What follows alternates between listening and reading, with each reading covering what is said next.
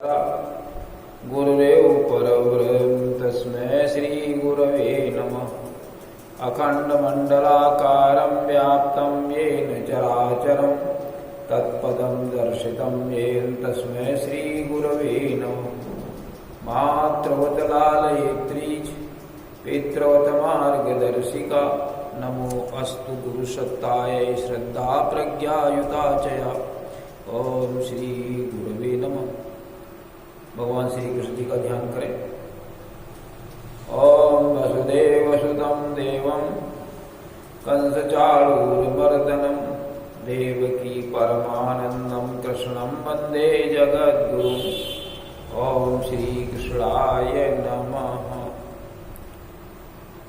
सद्बुद्धि के लिए गायत्री मंत्र से उस परमपिता परमात्मा से प्रार्थना करें कि हमें सद्बुद्धि प्रदान करें, हमारी बुद्धि को सन्मार्ग को प्रेरित करें।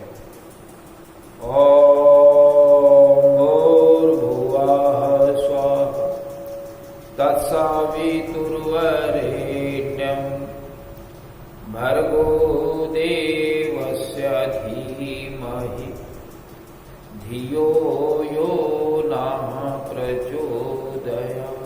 पूरी वेद माता गायत्री की। आइए महामृत्युंजय मंत्र से परमात्मा से प्रार्थना करें कि हम स्वस्थ रहें।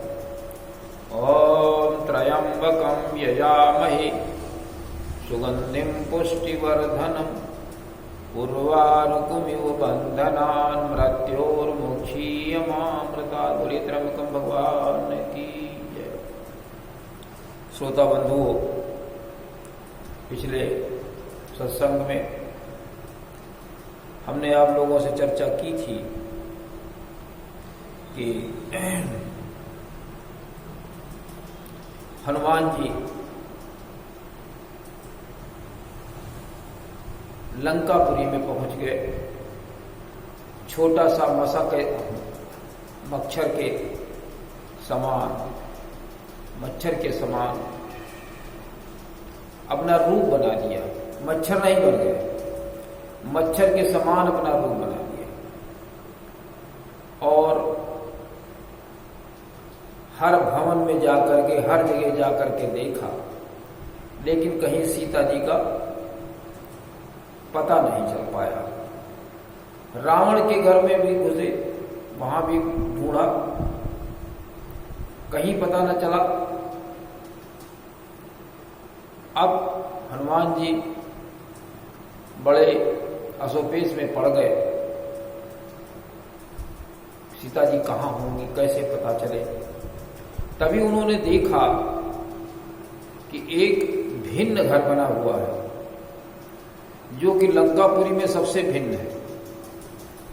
उसके सामने तुलसी के पौधे लगे हुए हैं और राम जी के अस्त्र शस्त्र उसके दीवार पर बने हुए हैं। एक मंदिर बना हुआ है। उन्होंने सोचा ये कोई सज्जन का घर होगा, इससे हम पहचान करेंगे, इससे बात करेंगे। क्या लिखते तुलसीदास जी? नव तुलसी का वृंदता देखी हर्ष कपिराई। उन्होंने नए तुलसी के पेड़ों का समूह देखा, बहुत से पेड़ लगे हुए थे। उनके मन में कुछ हर्ष हुआ कि ये मालूम देता है कि ये सज्जन का घर है। लेकिन यहां जहां सब निश्चल लोग रहते हैं, वहां सज्जन का घर होना ये बड़ा कठिन बात है। कैसे हो सकता है? ये मन में तर्क करने लगे। क्या तर्क किया? उन्होंने सोचा कि लंका निश्चर निकर निवासा, यहाँ कहाँ सज्जन कर वासा। यहाँ तो निशाचरों का निवास है, निशाचर समूह रहता है। यहाँ सज्जन कैसे रह सकता है? इनके बीच में जहाँ निशाचर है वहां सज्जन रह ही नहीं सकता। लेकिन यहाँ ये जो घर दिख रहा है ये सज्जनों जैसा दिख रहा है, कुछ मामला है जरूर। तो उन्होंने सोचा कि हम इनसे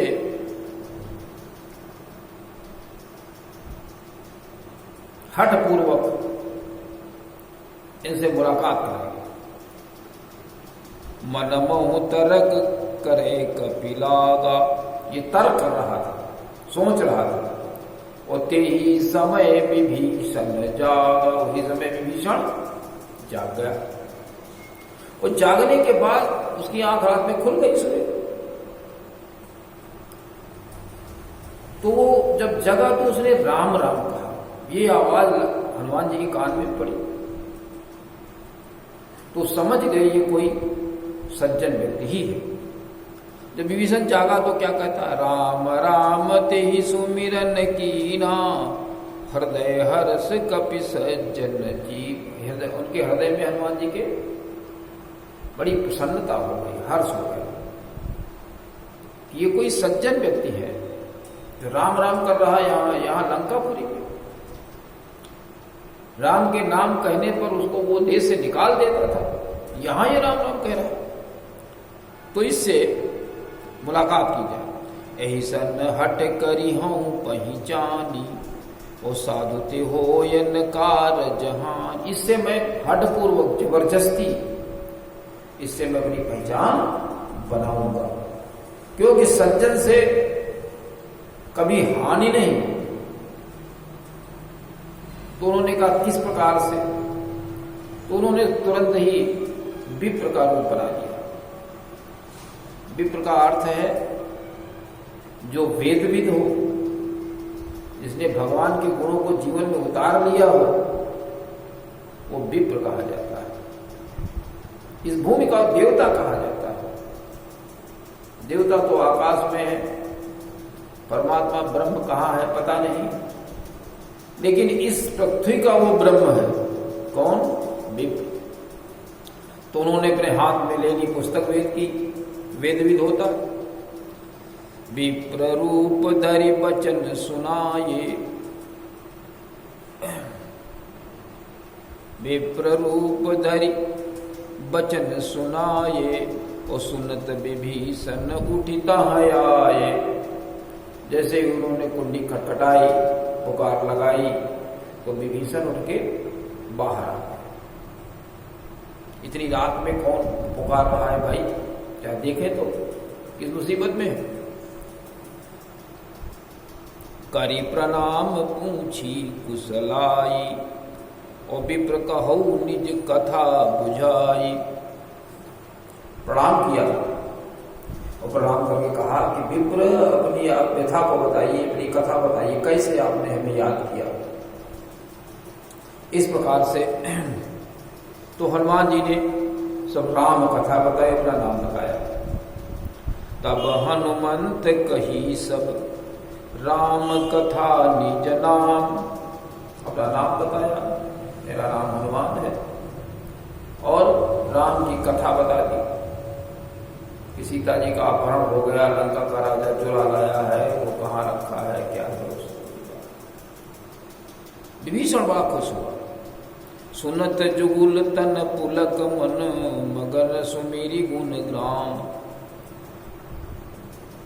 दोनों के शरीर पुलकित हो गए, मन उनका प्रसन्न हो गया, भगवान के गुणों को सुनने लगे, गुण समूह को सुनने लगे। गुणग्राम, गुणग्राम मतलब गुणों के समूहों को सुनने लगे। भगवान के बहुत से गुण हैं,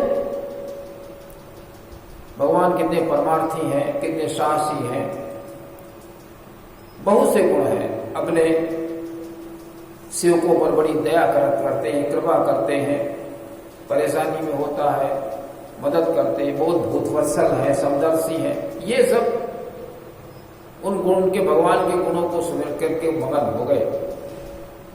तो विभीषण कहता है कि देखो भाई, मेरा तामसी शरीर है, मैं राक्षसी वृत्ति का व्यक्ति हूं, इसीलिए हमसे कोई साधन नहीं हो पाया। न वेदाध्ययन हुआ, न सत्योपासन हुआ, न श्रेष्ठ चिंतन हुआ। हम कोई साधन नहीं कर पाए क्योंकि हमारा तामसी शरीर है, और भगवान के प्रति मेरी प्रीति भी नहीं है। तो क्या कहता हुआ, तामस तनु कछु साधन नाही, प्रीति न पद सरोज मन माही। भगवान के चरण कमलों के प्रति प्रीति नहीं है। चरण कमल उनका जो मार्ग है, मार्गदर्शन है, जो उनके गुण है, उनके प्रति मेरी कोई प्रीति ही नहीं है। लेकिन अब मुझे भरोसा हो गया ईश्वर की कृपा है, क्योंकि आप संत के रूप में हमें मिल गए। अब मोहि भरोस हनुमंता, और बिनु हरि कृपा मिले नहीं संता। बिना हरि की कृपा के संत नहीं मिलते। इसका मतलब ये हुआ कि विभीषण ने भगवान का कुछ कार्य किया है, समाज को श्रेष्ठ बनाने में कुछ सहयोग किया है, राक्षसी वृत्ति दूर करने में सहयोग किया है। यही हरि की, तभी हरि की कृपा मिलेगी।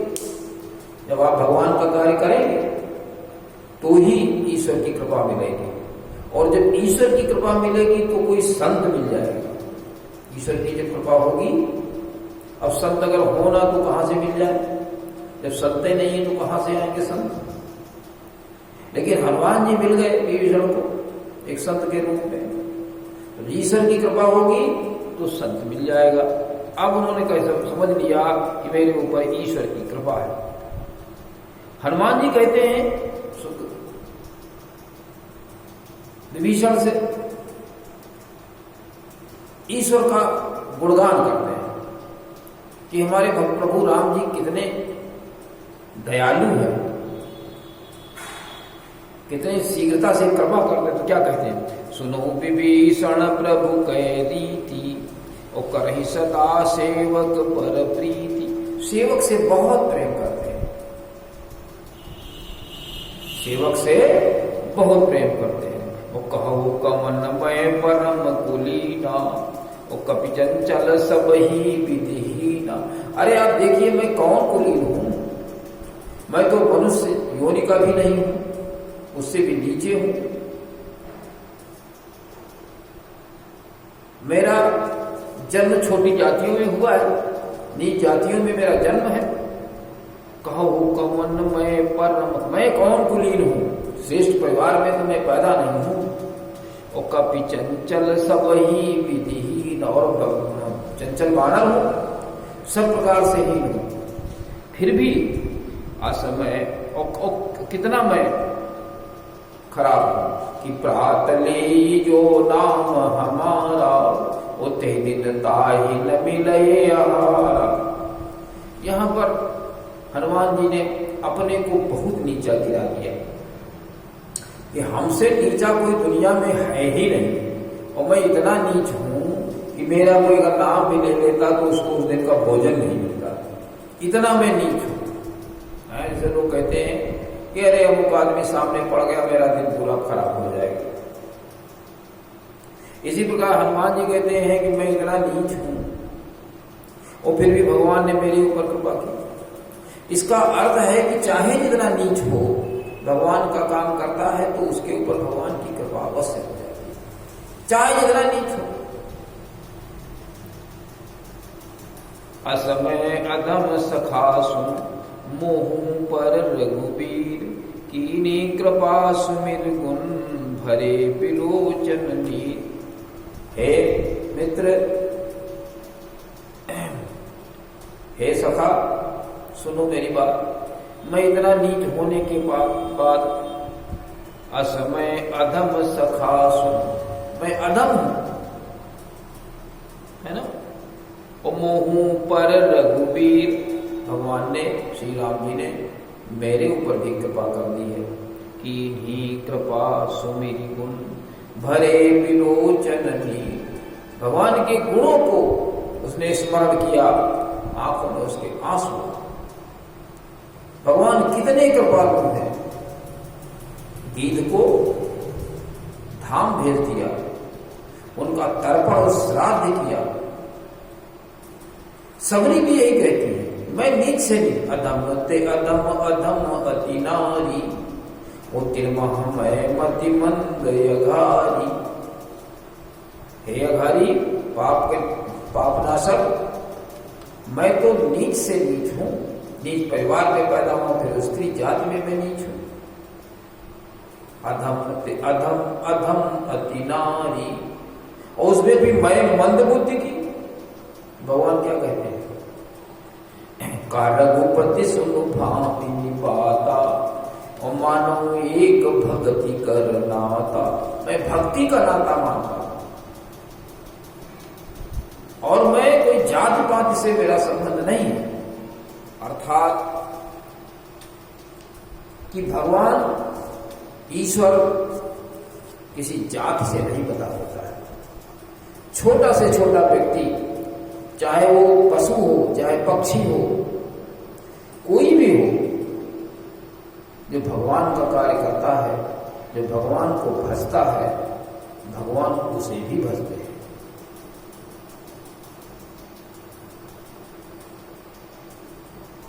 तस्याहं न प्रणश्यामि सचमेन प्रणश्यति। जो मुझे जिस प्रकार भजता है, मैं उसे उसी प्रकार से भजता हूं, और उसकी रक्षा भी करता हूं। करो सदा तिन कै रखवारी, और जिबी बालक राखे महतारी। उसी प्रकार से मैं रखवाली करता हूं। गीता में भी कहते हैं, अनन्या चिंतयन्तो माम ये जना परिपास्ते तेषां नित्याभियुक्तानां योगक्षेमम्। मैं उसकी जो कुछ है उसकी रक्षा करता हूं, जो कमी है उसको पूरा करता हूं। इस प्रकार से भगवान जाति पात से हमेशा दूर रहता है। जो उनका कार्य करता है, जो उनके बताए हुए रास्ते पर चलता है, जो धर्म की स्थापना में सहयोग करता है, भगवान हमेशा उसका साथ देता है। तो इस प्रकार से आज इस कार्यक्रम में प्रमुख जो बातें हैं, इनके ऊपर हमें ध्यान देना है। तो पहली बात तो ये है कि हम अपने घरों के दरवाजे पर तुलसी का लगा दें, तुलसी के पौधे लगा दें। ये एक सज्जन व्यक्ति की पहचान होती है, ठीक है ना। और बिंब बने, वेद पाठी बने, वेदाध्ययन करें, वेदविद बने। दूसरी बात ये हो जाती है। और तीसरी बात ये है कि जाति पात से भगवान नहीं बंधा होता है। भगवान हमेशा गरीब लोगों के साथ में रहता है, श्रेष्ठ रहता है। तो इसी के साथ में आज के कार्यक्रम का समापन करते हैं। ओम शांति।